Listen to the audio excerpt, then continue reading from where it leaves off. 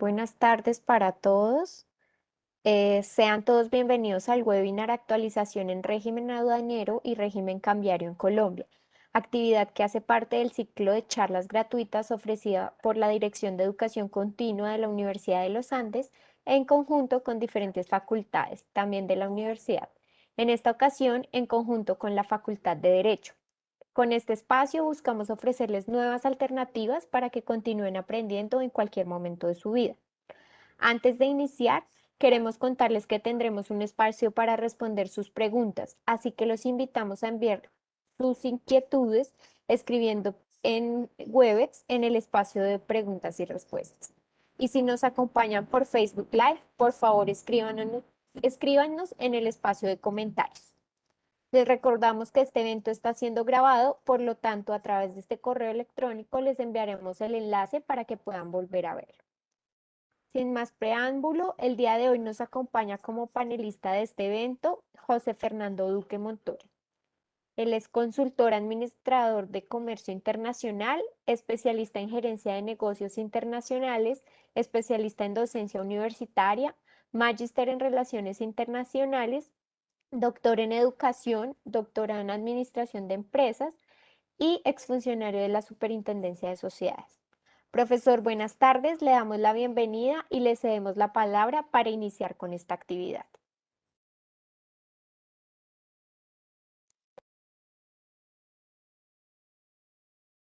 En mi presentación, yo lo que busco con estos temas es actualizar a todos los empresarios, asesores internos, asesores externos, en todo lo que tiene que ver con el tema empresarial. El tema empresarial es un tema que abarca todas estas operaciones de importaciones, de exportaciones, de endeudamiento externo público y privado, de la inversión extranjera, cómo se maneja la inversión del exterior en Colombia, la inversión de colombianos en el exterior, los avales y garantías en moneda extranjera, las operaciones de derivados, etcétera, etcétera. Todo este es un tema que va enmarcado dentro de toda esta temática de actualización en el régimen aduanero y en el régimen cambiario. ¿Por qué en el régimen aduanero? Porque todo el marco de las importaciones y de las exportaciones que hace su conjunto el comercio exterior en Colombia y en el mundo han sufrido unos cambios sustanciales a raíz de los tratados de libre comercio que Colombia ha suscrito y que tiene vigente con 16 tratados en este momento. Entonces, esto pues ha llevado a hacer una serie de ajustes desde el punto de vista arancelario, desde el punto de vista de preferencias arancelarias, etcétera, etcétera. Entonces, lo que se busca con estos seminarios es que el empresario o el estudiante o el asesor interno o el asesor externo profundice en estos temas. Estos temas son prácticos. Y lo que vamos a ver es, si nosotros vamos a mirar importaciones, la vamos a ver desde el punto de vista comercial, aduanero, tributario, logístico, de distribución física internacional y cambiario. Pues aquí yo lo que busco con esto es que los estudiantes y todos los empresarios y todas las personas que quieran manejar su expertise de una manera más práctica. Desafortunadamente se nos atravesó la pandemia, pero hemos estado conectados en todos estos temas. Yo fui jurado del Premio Nacional de Exportadores en el 2018 y ahora mismo hago parte de la mesa número 2 entre la Presidencia de la República y la Superintendencia de Sociedades en representación de la Universidad de La Sabana en el tema de que estamos reformando todo el régimen societario en Colombia. Estamos presentando un proyecto de ley a la Presidencia de la República a través del Congreso de la República para hacer una serie de ajustes a todo ese modelo societario que tenemos aquí en Colombia. Entonces, básicamente lo que nosotros buscamos con esto es perfeccionar el expertise. Entonces, cuando yo hablo del comercio exterior, estoy hablando de las importaciones y de las exportaciones. Y cuando estoy hablando de la parte comercial, aquí yo les voy a enseñar exactamente trabajar sobre errores, porque yo trabajo sobre errores. Yo soy exfuncionario de la Superintendencia de Sociedades y aquí tuve la oportunidad de adquirir una experiencia interesante con las compañías, sobre todo las empresas que son vigiladas. Entonces, yo generalmente estas charlas comienzo con un glosario empresarial porque vamos a ver un glosario de 100 términos del día a día de las empresas. lo que usted tiene que ver diariamente en las compañías. Entonces, usted necesita saber cuándo una empresa es inspeccionada o cuándo una empresa es vigilada, cuando, por qué es vigilada, qué debe hacer el revisor fiscal para informarle a la Superintendencia de Sociedades cuando dictamina los estados financieros y se determina efectivamente de que la compañía eh, hace parte ya de, sale de ser inspeccionada y pasa a ser vigilada. Entonces, ¿en qué tiempos y en qué momentos debe informarle a la Superintendencia de Sociedades para que la Superintendencia de Sociedades, a partir de todos los primeros de abril de cada año, esas empresas ya entren a formar parte del globo de empresas vigiladas que tiene el país? Entonces, aquí vamos a mirar todo ese tipo. Por eso, cuando yo hablo de este tema del glosario empresarial, es para que cada uno se meta en ese tema, que cada uno sepa manejar que cuando son socios, cuando son accionistas, cómo es esa ley 1258 cuando hablamos de las sociedades por acciones simplificadas. Entonces, todo ese tema societario, porque es que ahorita mismo estamos manejando más o menos 1 millón, casi 900.000 sociedades, a pesar de que la pandemia ha sacado a muchas empresas del mercado laboral y del mercado empresarial, pues entonces también se están creando otras, pero tenemos más o menos unas 850.000 sociedades que son sociedades por acciones simplificadas. Entonces, también vamos a mirar toda esa parte. Vamos a mirar eh, cuando una importación se maneja desde el punto de vista comercial, cuál es la relación del empresario o de la persona que va a efectuar esa importación con su cliente en el exterior, cómo van a manejar, qué Incoter van a manejar, cómo se hace una ficha técnica, cómo se prepara la ficha técnica para poder determinar la posición arancelaria y con esa posición arancelaria determinar exactamente cómo se maneja el gravamen. El gravamen, si es una mercancía que se va a traer de países con los que Colombia tiene tratados internacionales vigentes, o si es una mercancía que viene de países con los que Colombia no tiene tratados internacionales vigentes. Entonces, se manejan dos gravámenes y dos posiciones arancelarias totalmente diferentes. Entonces, mirar en esa parte comercial qué Incoterm vamos a utilizar, porque vamos a mirar también los Incoterm, vamos a mirar porque tenemos Incoterm nuevo, que son los Incoterm modelo 2020, les digo yo modelo 2020 porque pues también se presentaron unos cambios sustanciales con la Cámara de Comercio Internacional, y entonces aquí también vamos a mirar exactamente cómo se maneja ese nuevo Incoterm que tiene ahora, que es el DPU, y mirar todo, o sea, en ese glosario empresarial vamos a mirar absolutamente, vamos a mirar 100 términos. 100 términos que los maneja Bayer, que los maneja eh, cualquier compañía multinacional grande, para no entrar en nombres concretos de las compañías, pero para que ustedes vean cómo es ese día a día con las empresas. ¿Me ayudas, por favor, con la otra ayuda?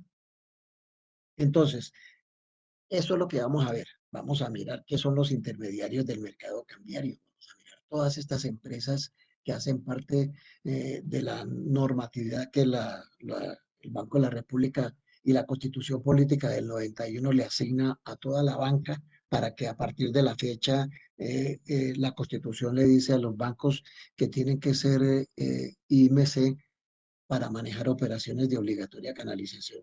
Y cuando, por ejemplo, digamos el caso particular de un banco, vamos a hablar de Davivienda. Entonces, la Constitución Política de Colombia le dice a Davivienda, usted se va a llamar banco comercial para que haga operaciones en moneda corriente. Cuando hace operaciones de ahorros, cuando va a hacer operaciones de cuentas corrientes, tarjetas de crédito, o sea, todos los productos financieros que prestan los bancos. Pero al mismo tiempo, la Constitución Política de Colombia le dice a Davivienda, señores, ustedes también se van a llamar a partir de la fecha para que hagan se van a llamar intermediarios del mercado cambiario para que hagan operaciones de obligatoria canalización en moneda extranjera. Entonces, ahí es donde entra toda esta parte de los numerales cambiarios y todo el tema cambiario. Ese tema cambiario es un tema supremamente interesante y los abogados y las personas que de pronto quieran incursionar en estos temas son temas supremamente interesantes. Aquí vamos a mirar exactamente cómo se aplican los numerales cambiarios en las importaciones, los numerales cambiarios en las exportaciones. exportaciones, cómo se manejan las cuentas corrientes de compensación, cómo la resolución externa número 1 de mayo 25 del 2018 obliga a que los empresarios manejen sus cuentas corrientes de compensación para que puedan canalizar sus operaciones de obligatoria canalización. Eso también lo vamos a ir mirando en la medida que los interesados en estos temas quieran profundizar más en esto. En estos numerales cambiarios vamos a mirar toda la inversión extranjera, vamos a mirar cómo se maneja la inversión del exterior en Colombia, la inversión de colombianos en el exterior, cómo se solicita al Banco de la República, cómo se les oficia al Banco de la República para que nos aprueben la entrada de esa inversión extranjera a la composición accionaria de la compañía. ¿Me ayudas, por favor? Entonces, estas son las operaciones de obligatoria canalización. Entonces, aquí están importaciones, esto es a grosso modo para que ustedes vean más o menos por dónde nos vamos a direccionar. Cuando yo hablo de esas importaciones de bienes, exactamente cómo se abre un canal cambiario, cómo se cierra un canal cambiario. Vamos a mirar cómo se liquidan los derechos de nacionalización, cómo vamos a aplicar el decreto 1165 de agosto del 2019. Vamos a mirar exactamente cuál es el mandato o poder que yo debo suscribir con el agente aduanero en el momento en que yo vaya a efectuar ese proceso de importación.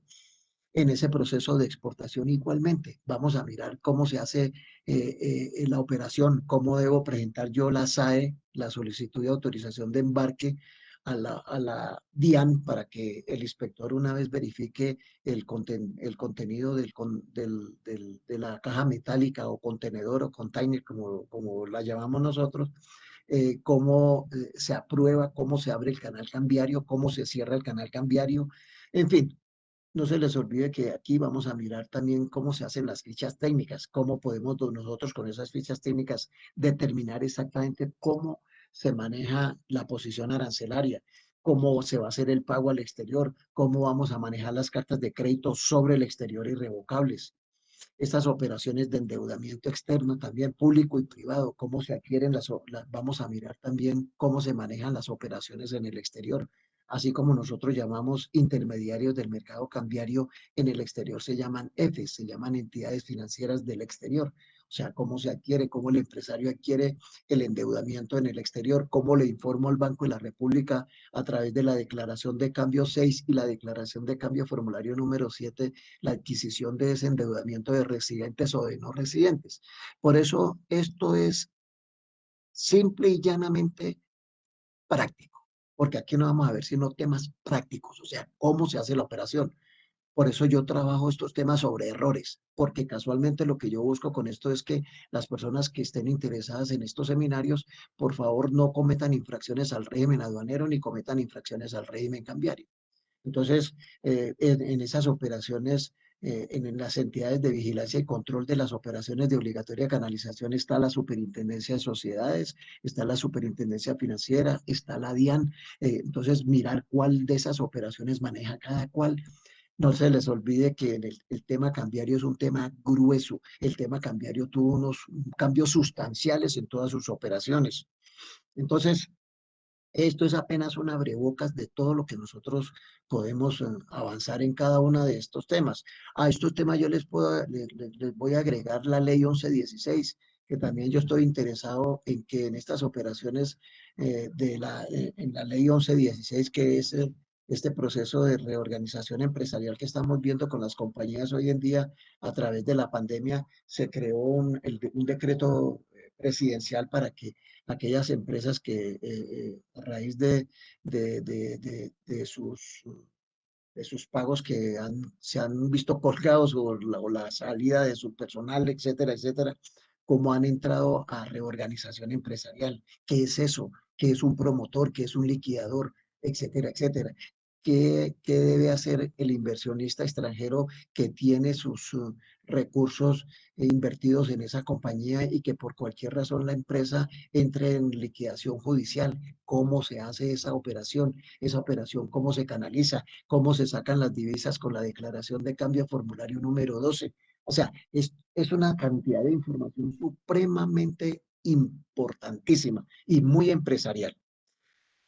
En esa inversión de capital del exterior en el país, cómo entra, cómo le solicito cómo debo hacer una asamblea ordinaria, una asamblea extraordinaria para que me aprueben la entrada de esa inversión al país. Igualmente la inversión de capital de colombianos en el exterior. Si yo voy a entrar a Bimbo en México, etcétera, etcétera, ¿cómo voy a hacer esa operación? ¿Cómo saco las divisas? ¿Cómo debo tener, cómo debo alimentar la cuenta corriente de compensación? Por eso yo soy docente de los Andes, del Rosario, de la Sabana, de la Militar, en maestrías de negocios internacionales y generalmente son todos empresarios, gente que ya está trabajando en las compañías y la verdad supremamente interesante porque el tema cambiario es un tema grueso y es un tema que no lo conoce todo el mundo y es un tema que no es de mucho cuidado.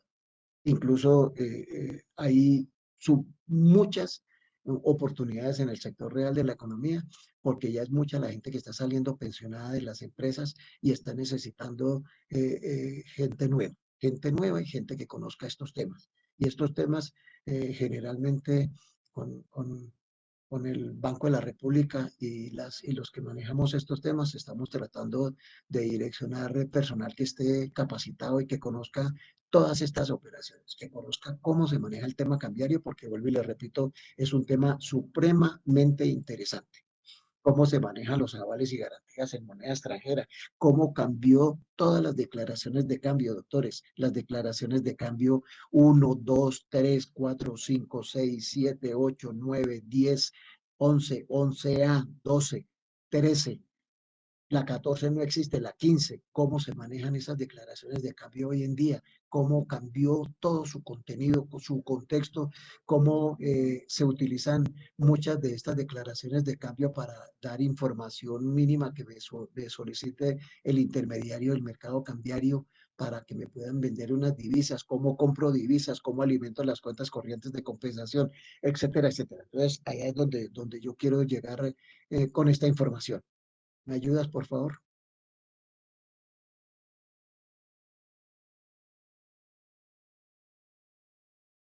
Bueno, devuélvete.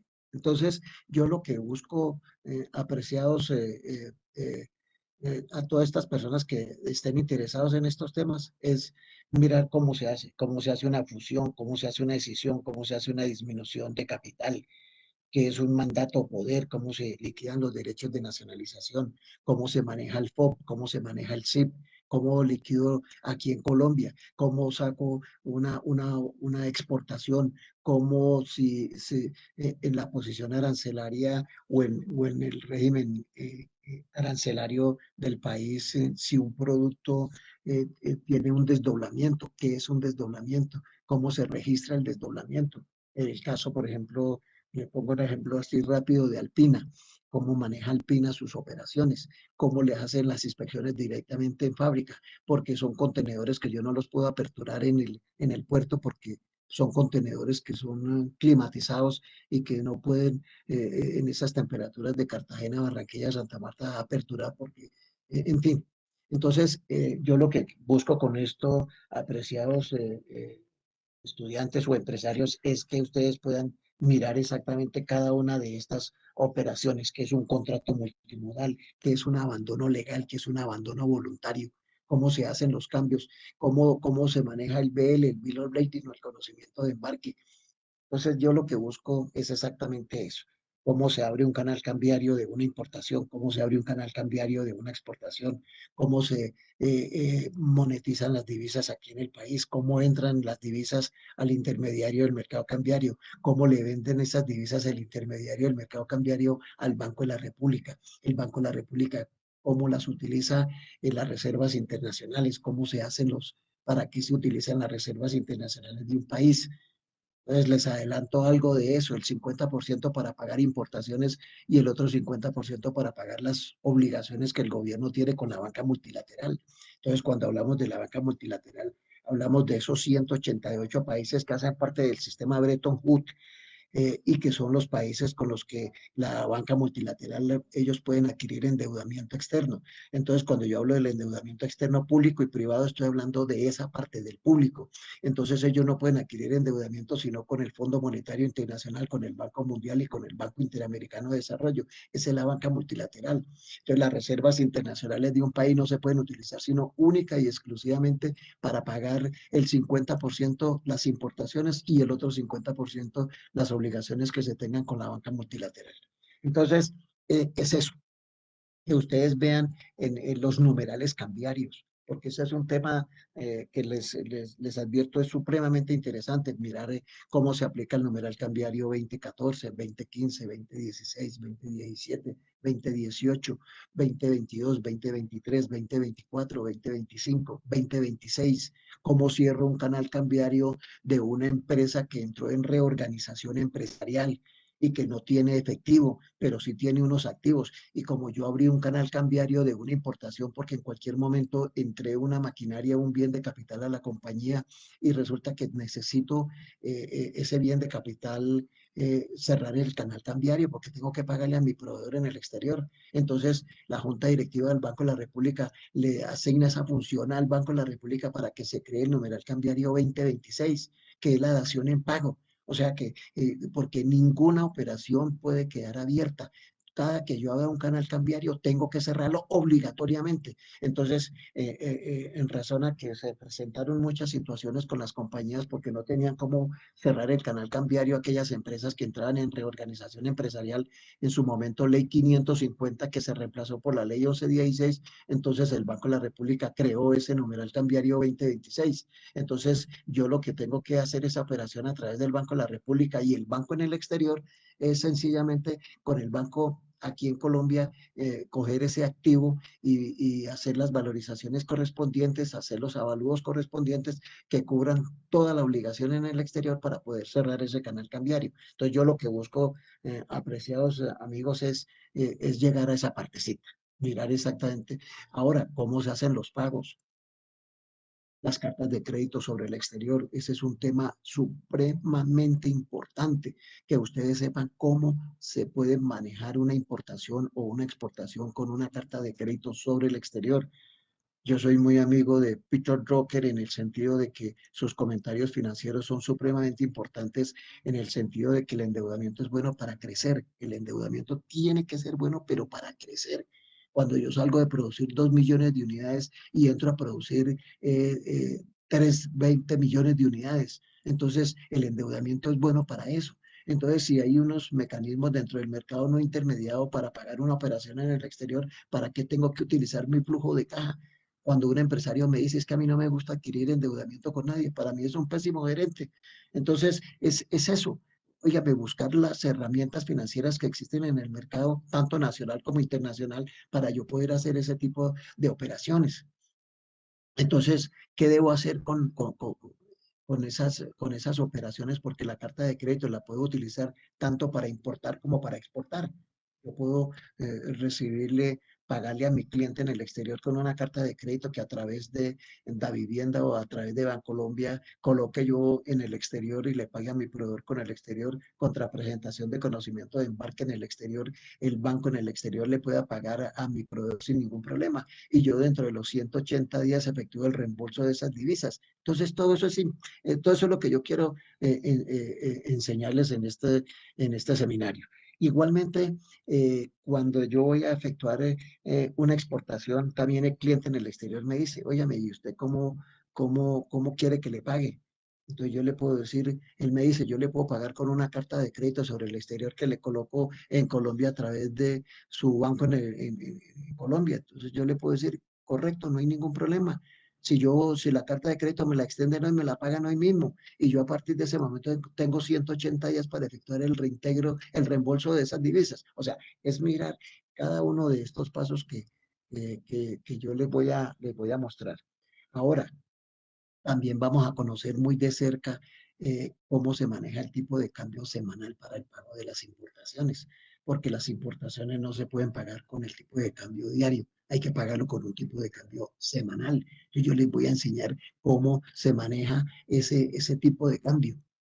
porque el tipo de cambio nace los viernes mañana a las 00 horas. Esta noche a las 24 horas cierra el tipo de cambio de la semana esta que termina esta noche a las 24 horas, 3.817,21. Ese es el tipo de cambio de esta semana. Y ese tipo de cambio termina esta noche. Y termina esta noche a las 24 horas. Y el tipo de cambio de la semana entrante empieza mañana viernes a las 00 horas hasta el próximo jueves a las 24 horas. Entonces, eso es lo que yo quiero que ustedes desde el punto de vista financiero, desde el punto de vista de las asesorías que ustedes puedan generar interna o externamente a sus clientes, la gran mayoría que son abogados, etcétera, etcétera, mirar cómo pueden hacer ese tipo de operaciones con sus clientes y cómo les pueden ayudar a que su recurso se maneje de una forma equitativa y de una forma que le genere cierto tipo de utilidades en adelante.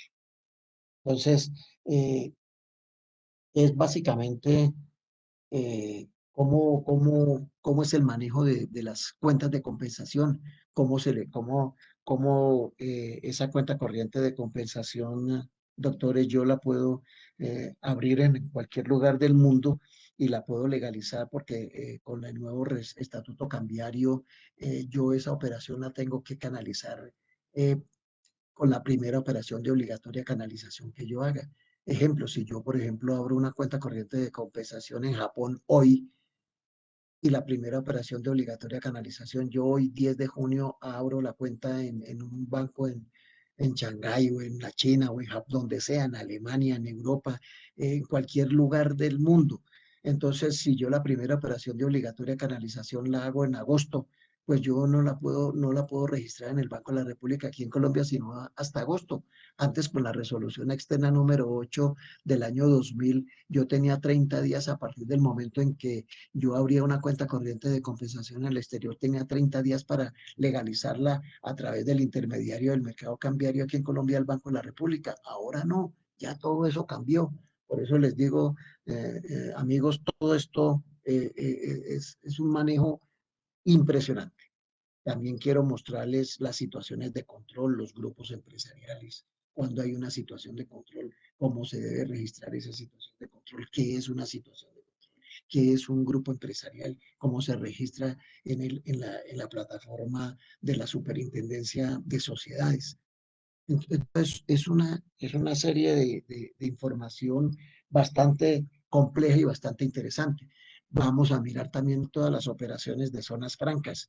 Vamos a mirar también toda esa ley 1004 de 2005 con el 659, todas las modificaciones que tuvo la zona franca, cómo se manejan esas operaciones del comercio exterior en zonas francas, porque no se les olvide que la zona franca es una zona extraterritorial. Entonces, cuando yo traigo una mercancía del exterior, la única mercancía que puede transitar libremente por el territorio aduanero nacional sin haber cancelado los derechos de nacionalización, pues son las mercancías que van con destino a zona franca. Entonces, cuando esa mercancía va con destino a zona franca, entonces yo tengo que solicitarle a la DIAN que me dé un permiso de continuación de viaje para que el contenedor pueda salir del puerto de Cartagena, Barranquilla, Santa Marta, Buenaventura y llegar a la zona franca de Bogotá. Entonces, para que esa mercancía, la policía de carreteras no pueda exigir la apertura de ese contenedor, toda la documentación tiene que venir rotulada que diga que va con destino a zona franca. Entonces son mercancías que van, no se pueden aperturar en ninguna parte. ¿Por qué? Porque llegan del exterior y entran al exterior, porque la zona franca es una zona extraterritorial. Vamos a mirar todo ese tema cambiario, el tema cambiario que el decreto 659 sobre el particular le exige a las empresas que están dentro de zona franca que deben hacer con esas divisas, cómo deben manejar sus reexportaciones. Aquí también tengo un expertise supremamente interesante con las empresas que manejé dentro de la zona franca. Y aquí también los agentes aduaneros, como los agentes aduaneros, yo tengo que entregarles un mandato o poder para que me representen ante la DIAN para efectos de nacionalizar la mercancía. Siempre que yo vaya a manejar comercio exterior, siempre que yo vaya a manejar importaciones o exportaciones, yo tengo que, no es obligatorio, porque el 1165 así lo determina, no es obligatorio, pero tengo que tener yo un expertise supremamente interesante para poder yo hacer la operación directamente. Entonces, lo mejor es entregarle un mandato o poder a un agente aduanero para que el agente aduanero me represente ante la DIAN para efectos de nacionalizar la mercancía o de efectuar el proceso de exportación. Eso también lo vamos a ver muy detenidamente y vamos a mirar exactamente cómo se hace toda esa operación a través de las zonas francas. Entonces, eh, mirar también cómo se manejan todas estas operaciones, el endoso del BL, cómo se manejan los abandonos legales, cómo se maneja toda la parte logística, cómo le presta la SAP con Z, es ZAP, que son zonas aduaneras primarias. Esas zonas aduaneras primarias son los puertos de Cartagena, Barranquilla, Santa Marta y Buenaventura, como es la parte logística que los puertos le prestan a a estos importadores o a estos exportadores en el momento en que van a hacer sus operaciones de comercio internacional, cómo se maneja el BL, cómo ese abandono legal es que si de pronto pasados los 30 días no nacionalizó la mercancía se declara abandonada a favor del Estado, que existe un abandono legal, que existe un abandono voluntario. Entonces, que ese abandono voluntario, ¿cómo se maneja ese abandono voluntario? ¿Cómo puedo yo endosar el BL o ese título o valor negociable, transferirle por endoso elaborado en papel de seguridad? Por eso les digo, todo esto es la experiencia y el expertise que tengo sobre el particular. Esto no está en la normatividad, no, está en el día a día, en lo que yo tengo que hacer en el día a día. Aquí vamos a ver los UAP, vamos a ver los Altex y vamos a ver esa transición que los UAP, los usuarios aduaneros permanentes y los Altex, los altamente exportadores, están haciendo la transición a los OEA, a los operadores económicos autorizados. ¿Cómo se está manejando esa operación hoy en día? Que vuelvo y le repito, desafortunadamente esta pandemia nos ha trancado mucho los procesos, pero la gran mayoría de los UAP y de los Altex que no necesitan agentes aduaneros porque ellos tienen sus propios departamentos internacionales, entonces, porque son las empresas más grandes del país, son los grandes contribuyentes del país. Entonces, el gobierno, ahorita mismo que hicimos la transición o se están haciendo la transición a OEAs, a operadores económicos autorizados, que es una exigencia del gobierno americano. El gobierno americano le dice, todos los países que negocien con Estados Unidos tienen que ser OEAs, operadores económicos autorizados. O sea, son empresas donde yo tengo que mostrar una trazabilidad, una transparencia en toda la operación. ¿Para qué? Para que el contenedor no salga contaminado ni llegue contaminado. Cuando yo hablo del contenedor que salga contaminado, es en una exportación cuando el contenedor va cargado de sustancias psicotrópicas o cuando el contenedor llega contaminado del exterior, cuando el contenedor llega cargado de dólares producto del narcotráfico. Entonces, todo eso lo vamos a mirar. Entonces, esa exigencia a raíz del atentado del 11 de septiembre del 2001 en Estados Unidos, el gobierno americano exigió exactamente que todas estas operaciones se hicieran a través del mecanismo OEA. Entonces, estos UAP y estos Altex ahorita mismo están haciendo su transición a operadores económicos autorizados. Y son las empresas más grandes del país. Son aquellas empresas que están haciendo operaciones por encima de los 5 millones de dólares en las importaciones y los Altes en operaciones por encima de los 2 millones de dólares en sus exportaciones. Entonces, vuelvo y le repito, esto es a grosso modo lo que nosotros queremos a través de la Universidad de los Andes, que está siempre a la vanguardia con sus egresados o con todas sus personas que están interesadas en que sus conocimientos se profundicen y se actualicen y se pongan en un contexto empresarial uno a. Entonces ahí es donde yo quiero mostrarles de una manera profunda y conocer exactamente cómo se hacen esas operaciones, cómo dentro de cómo se manejan los encajes, cómo se maneja la posición propia en el pago de las cartas de crédito sobre el exterior. Doctores, hay la información que ustedes quieran que que puedan ustedes tener conocimiento, de pronto los que tengan dudas, esto lo podamos también conocer muy de cerca. mirar cómo se hacen las operaciones de cómo se maneja el Plan Vallejo, que ustedes sepan que es un Plan Vallejo, que es la importación de materias primas para terminar productos en proceso que van a ser reexportados nuevamente al exterior y que entran al país cero gravamen, cero IVA. Que ustedes vean, por ejemplo, Propilco de Cartagena, cómo produce, cómo importa el polipropileno de 15 grados, de 20 grados o de 25 grados para hacer las bolsas plásticas a los bananeros. Entonces ellos traen esa materia prima, la traen bajo la modalidad del Plan Vallejo y cómo ese plan bajo, cómo una vez transformada esa materia prima, le entregan las bolsas a los bananeros embolsan los bananos y cómo esa parte logística de Urabá hasta Walmart en los Estados Unidos, cómo entra esa mercancía al exterior bajo esa modalidad de plan Vallejo.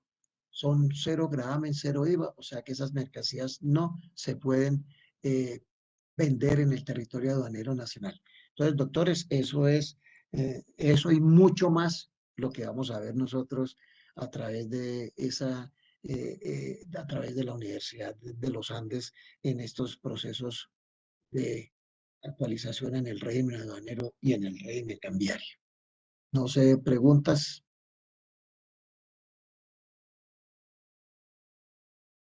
Bueno, nos preguntan que nos quieren que nos hablen sobre la importancia de los decretos de los nuevos numerales cambiarios. De los nuevos numerales cambiarios. O sea, cuando yo hablo de numerales cambiarios, todas las operaciones de obligatoria canalización tienen sus respectivos numerales cambiarios al momento en que yo voy a legalizar esa operación a través del intermediario del mercado cambiario al Banco de la República. ¿En qué momento utilizo el 2014? Que es cuando yo pago mis importaciones. Les voy a dar un ejemplo así rapidito de lo que es ese numeral cambiario 2014.